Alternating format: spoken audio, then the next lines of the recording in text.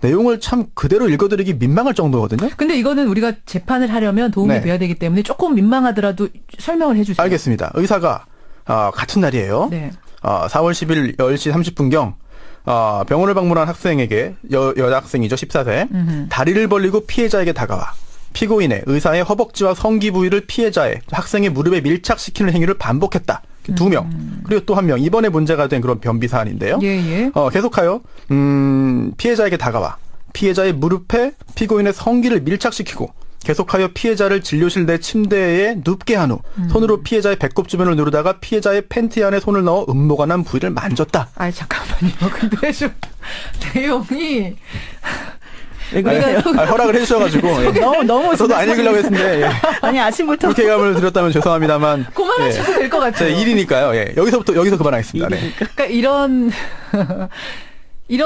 걸로 성적 수치심을 느끼게 한 진료 행위 과연 성추행인가 아니면 정상 진료인가? 성적 수치심을 느끼게 한 진료 행위 성추행인가 정상 진료인가? 바로 이겁니다. 손 변호사님. 네. 이게 그러니까 얼마 전에 대법 판결까지 다 난 실제 사건인 거죠. 그렇습니다. 굉장히 복잡한 과정을 거쳤는데요. 2013년 4월에 있었던 일인데요. 예. 최고약 인천에서 있었던 일이네요. 예. 변비로 병원을 간 만 14세 A양이 있었습니다. 14세. 네. 중학생. 교복 치마를 입고 병원에 갔어요. 예. 그런데 이제 그 가정의학과 전문의 김모 씨가 진료를 했습니다. 76년생이니까 2013년 당시에는 30대 후반입니다. 예. 그런데 변비 관련해서 진찰을 하면서 이제 배가 아프다고 하니까 만져볼 수밖에 없잖아요. 촉진을 하는데 이때 속옷 안쪽까지 이제 팬티 안쪽까지 손을 집어넣었다. 그래서 여러 차례 누르기도 하고 만지기도 했다라고 해서 강제추행으로 기소되어서 재판을 받았는데 1심에서는 유죄 판결이 선고됐습니다. 유죄다. 그러나 2심과 3심에서 연이어 무죄 판결이 선고돼서 결국은 무죄로 확정된 그런 사안입니다. 유죄, 무죄. 최근에 대법원 판결이 나왔습니다. 대법원에서는 정상적인 진료, 이건 할 수 있는 진료 행위지 성적으로 문제 없다라고 마지막 판결이 나온 거예요. 네, 1심에서 벌금 1,000만 원, 40시간의 성폭행 치료 프로그램 이수 명령이 나왔지만 2심에서 무죄였고 이제 이번 달 8일이죠. 얼마 전에 대법원에서 무죄 판결이 최종 확정된 사안입니다. 이런 종류의 사건 참 애매하죠, 여러분. 경우가 다양하기 때문에 모든 진로 경우를 하나로 놓고 우리가 오늘 얘기할 수는 없을 것 같고요.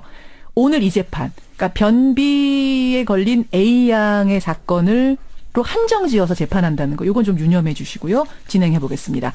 두 분의 의견부터 확인하죠. 은 변호사님. 네, 진료 행위 도중에 있었던 불가피한 신체 접촉이라면 무죄다. 이게 제 입장입니다. 무죄다. 불가피한 신체 접촉 무죄다. 손 변호사님. 대법원은 강제추행에 증거가 없다고 해서 무죄 판결을 선고했지만 이 사안의 경우에는 충분히 강제추행의 고의가 인정되어 했던 거 아니냐. 따라서 대법원의 그런 결론과 달리 유죄였어야 한다고 봅니다. 제가 아까 예고했더니 들어온 문자 먼저 소개를 해드릴게요. 2016님은 이거 성추행 맞습니다. 이분의 경험담을 써주셨어요. 오래된 얘기긴 한데요. 자궁검사를 하는데 허벅지에다가 손을 올려놓고 하더라고요. 굳이 손을 올려놓을 필요가 없었는데 하시면서 정명희님은 반대 의견 주셨습니다. 아니 아파서 진료받아야 할 상황인데 거기서 무슨 성적 수치심을 느낄 틈이 있단 말입니까? 좀 난처한 부위라도 치료는 받아야 되는데 그래서 의사 혼자 안 하고 옆에 간호사들도 다 있는 거 아니겠습니까? 이런 문자를 지금 팽팽하게 벌써 보내주고 계세요. 여러분 보내주십시오. 먼저 노 변호사님. 네네. 무죄라고 하셨는데 근데 제가 알기로는 성추행이라는 거는 상대가 수치심 느끼면 무조건 유죄 아니에요? 그렇죠. 근데 이제 성적인 수치심을 느끼게 된 경위라던가 그다음에 이제 그 행위를 했다라고 주장되는 사람의 특성이라던가 상황이라던가 이제 이런 것들을 종합적으로 판단해야 된다라고 하는 게 대법원의 입장이고요. 이번 사건 같은 경우에는 이 여학생뿐만 아니라 다른 여학생 2명까지 해서 원래 3명에 대한 성추행 혐의로 처음에 기소가 됐었습니다. 아까 그럼 이 의사가 한 명한테만 걸린 게 아니에요? 네네. 3명이. 3명? 네, 3명이 같이 이제 그 성추행이라고 주장을 했었으나 그 1심에서는 그 나머지 2명에 대해서는 뭐라고 얘기했냐면 병원의 의자 구조와 팔 다리가 짧은 이 의사 선생님의 신체적 특성을 고려할 때 그 정상적 진료를 하다 일어난 일로 보인다 하면서 무죄로 판단을 했고요. 1심에서도. 네, 다만 이제 이 A양에 대해서만 그 유죄를 선고를 한 것이었거든요. 아, 그러니까 1심은 3명 중에서 성적 수치심 느꼈다는 3명 중에서 2명은 무죄, 네네, A양만 그렇습니다. 유죄였던 네. 거예요. 그러다가 이제 2심하고 3심에서는 예. A양에 대해서까지 이제 모두 무죄를 판시를 하면서 진료에 필요한 행위였다면 환자가 다소 수치심과 불쾌감을 느꼈다 하더라도 추행은 아닌 것 같다라고 이제 판단을 한 거예요. 근데 이게 왜 그러냐면 엄격한 증명의 법칙 때문입니다. 그게 뭡니까? 엄격한 증명의 법칙. 피고인에 대해서 유죄라고 하는 것을 확정 지으려면 그냥 추정이라던가 생각이라든가 이런 걸 가지고 판단할 수는 없고 실제 그런 행위가 있었는지에 대해서 합리적 의심의 여지가 없을 정도로 분명한 증거가 있지 않는 이상은 증거가 있어야 된다. 네, 근데 여기서 이제 아마 이 A양의 진술이 조금 왔다 갔다 한 부분이 있고 그래서 여러 가지를 고려해봤을 때 그리고 또 감정위원회 소견을 보았을 때도 이것은 이제 무죄다라고 판결을 한 거죠. 손 변호사님. 네. 수치심을 느꼈다고 해서 무조건 강제추행죄가 성립하는 건 아니에요. 그래요. 필요한 것이 바로 강제추행의 고의가 있어야 됩니다. 즉 이 사안의 경우에 의사가 강제추행을 하겠다는 그런 생각을 가지고 행위를 했어야 돼요. 그런데 이걸 증명할 의무를 가지고 있는 게 바로 검사입니다. 의사가 나는 뭐 고의 없었습니다라고 증명할 필요가 없어요. 검사가 의사의 고의를 증명해야 되는데 그걸 성공 못한 거죠. 그래서 이게 대법원 판결문을 보면 굉장히 짧습니다. 총 전체가 18줄이에요. 18줄이요? 네. 핵심이 요거 하나입니다. 검사가 증명 못했다. 그러면서 이런 표현도 등장합니다. 석연치 않은 점이 있으나. 석연치 않은 점이 있으나 검사가 증명 못했다예요. 굉장히 짧습니다. 석연치 않은 점은 있지만 이것만 가지고 어떻게 유죄라고 하겠느냐. 석연치 않은 점이 도대체 뭐냐. 굉장히 많습니다만 하나하나 차근차근 말씀드리기를 하고요. 조금 전에 노 변호사님 말씀하신 대로 총 3명의 피해자가 고소했습니다. 3명. 네, 기소가 된 거죠. 네. 그랬으나 1심에서도 역시 그 2명에 대해서는 무죄였다. 근데 그거를 정확히 지금 헷갈리시면 안 됩니다. 자, 그러면 제가 정리해드리겠습니다. 그 진료기록부상에 나와 있는 그 기능성 장질환, 지금 문제가 된 변비 환자 같은 경우에 이제 판단을 뭐라고 했냐면은 의료 전문가들은 이러한 증상과 진단명에 따른 진료 방법으로는 가능한 많은 부위를 진찰할수록 올바른 진단과 처방을 할 수 있기 때문에 그 복부 촉진은 절대적으로 필요하다. 이제 이런 얘기가 있었었고요.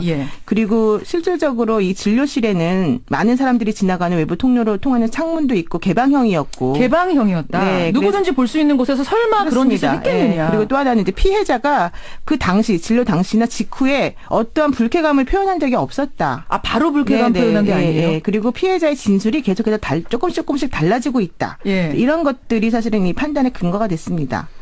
네. 여기에 대해서 하나하나 해야 되는데 먼저 진술 누구의 말을 믿을 수 있느냐가 굉장히 중요한 부분인데요. 피해자가 바로 불쾌감 표하지 않았다라고 하고 있습니다만 실제로 피해자가 이 의사를 고소할 이유가 없어요. 이런 일이 없었다고 한다면. 그런데도 고소를 했고 또 하나가 의사에게 합의를 요구한 적도 없습니다. 합의금을 달라고 한 적도 없어요. 다만 내가 이러한 일을 당했으니 처벌해달라라는 말만 했습니다. 믿을 수 있는 정황이죠. 또 하나 의사가 진술이 번복됐어요.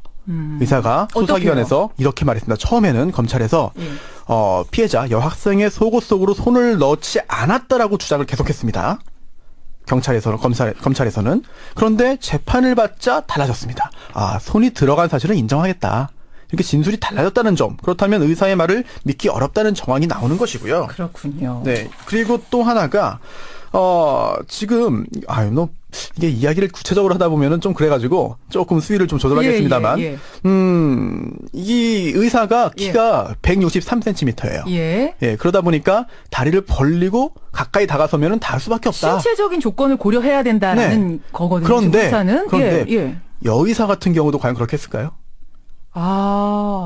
여성 의사 중에 163cm면은 평균 또는 평균 좀 이상인데 더 큰데 이런 경우에 다 다리를 벌리고 환자에게 다가섰을까요? 그렇게 합니다. 다리를 벌리고 다. 그렇게 해요. 왜냐하면 제가 필요한 과연 근데 이렇게 여러 명에게 동일한 방법으로 다리를 벌리고 밀착해서 성기가 닿을 정도로 했겠느냐? 제가 볼 때는 그렇지 않을 가능성이 높다. 그러니까 지금 손 변호사님은 3명이라는 점에 주목하시는 거군요. 한 사람만이 아니라 3명이 비슷한 느낌을 느꼈다면 이건 상당히 고의성이 있는 거 고소한 게 아니냐. 3명이니까 그 이상 가만히 있는 사람은 훨씬 많을 수 있습니다. 있을 수도 있다. 이 부분이에요. 청취자 한 분이 질문 주셨는데 CCTV가 없었나요? 네, 전혀 없었던 진찰실 거예요? 안에는 사실 CCTV가 있기가 어렵죠. 그럼 간호사도 없었어요? 그거는 정확히 모르겠는데 바로 옆에는 그 당시에는 없었던 걸로 바로 옆에는 없었고 본 사람은 없는 거군요. 네, 지금. 없습니다. 오히려 두 사람, 그러니까 오로지 두 사람의 증언만 있는 상태. 자, 알겠습니다. 청취자 의견 좀 볼게요. 청취자 의견. 김용진님. 그래도 대법원이 무죄라고 했으면 무죄 아닙니까? 이렇게 말씀해 주신 분이 있고, 최현명님은 상당 부분 공개된 공간, 아까 그 노 변호사님 말씀한 개방된 공간이라고 했으면 무죄라고 봅니다. 반면에 3486님은 환자가 성적 수치심을 느꼈다는 이 부분이 중요한 거 아니냐. 그것도 한 명이 아닌 3명이라면 이건 뭔가 가능성이 있다. 홍신혜님, 이런 식의 상황이었다면 미리 환자에게 양해를 구했어야 된다. 따라서 유죄다. 이런 의견이 좀 팽팽하게 들어옵니다. 여러분 보내주셔야 됩니다. 50원에 담은 100원의 장문 유료 문자 샵 1212 카톡 레인보우 열려 있습니다.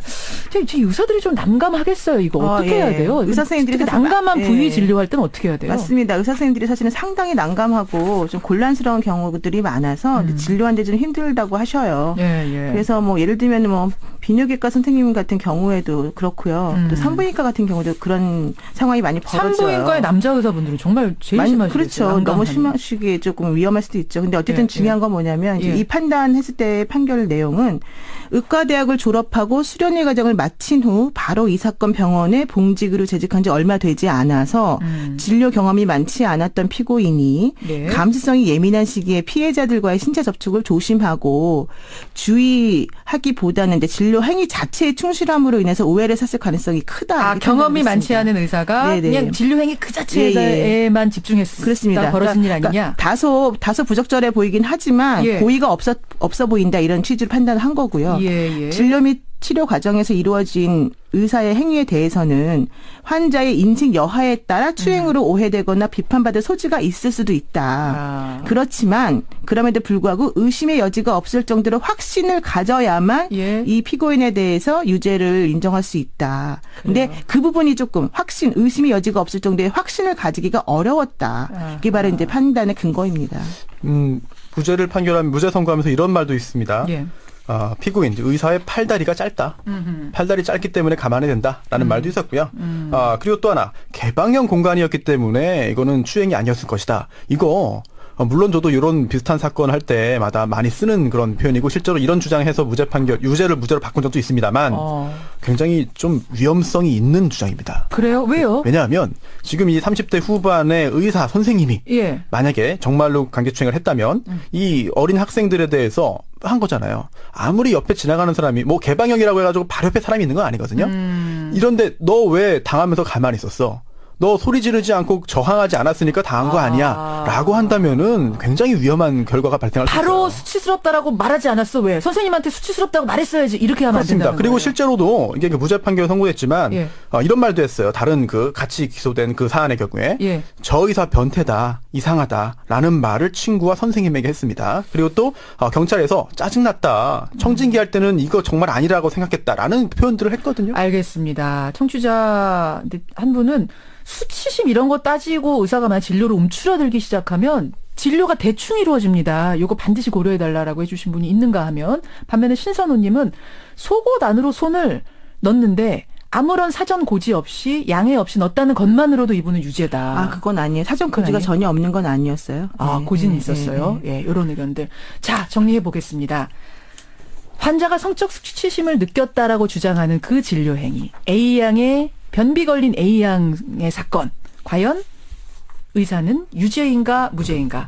우리 청취자분들은 이런 문자 주셨네요. 이렇게 나왔습니까?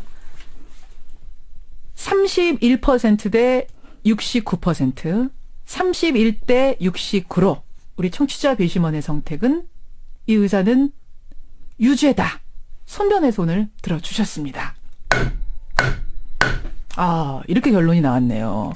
어떻게 생각하세요? 그 주관적 성적 수치심에 대한 그 논란은 계속해서 이루어질 수밖에 없을 것 같고요. 2014년도에도 이와 똑같은 종류의 판결이 있었습니다. 가슴과 난소에 이상이 있는 10대 여학생 환자를 치료하는 과정에서 수차례 성추행한 혐의로 기소된 한 의사에 대해서 무죄가 선고된 적이 있었는데요. 그때는 이 상황보다 훨씬 심했었어요. 그럼에도 불구하고 무죄가 선고된 이유는 이제 그 촉진할 수밖에 없다는 점을 고지를 했고 동의를 받았다는 점하고 동의받은 거. 특히 이제 그 의사 선생님의 고의에 대해서 입증이 부족했다는 점이거든요. 그러니까 재판은 우리가 그냥 그럴 가능성이 있다는 것만 가지고 하면 안 되고요. 의심의 여지가 없을 정도의 증거가 필요하다. 이 부분입니다. 그래요.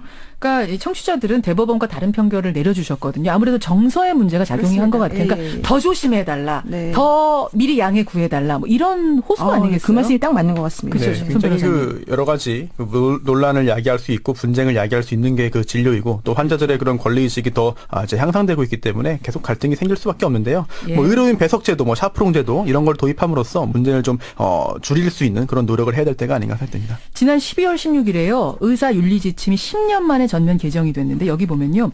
성적으로 민감한 환자의 신체 부위를 진찰할 때는 환자가 원하면 제3자를 한 명 입회시켜야 된다. 이 내용이 새로 포함되어 있답니다. 여러분도 기억하시고요. 오늘 굉장히 유익한 시간이었는데 아까 그 내용들 손변이 말씀하신 그 내용들은 우리가 설명을 하기 위해 어쩔 수 없었다는 거 양해해 주시고 웃음 터진 거 양해해 주시고 두 분 고생하셨습니다. 네, 고맙습니다. 감사합니다. 매영희 변호사, 손수호 변호사였습니다.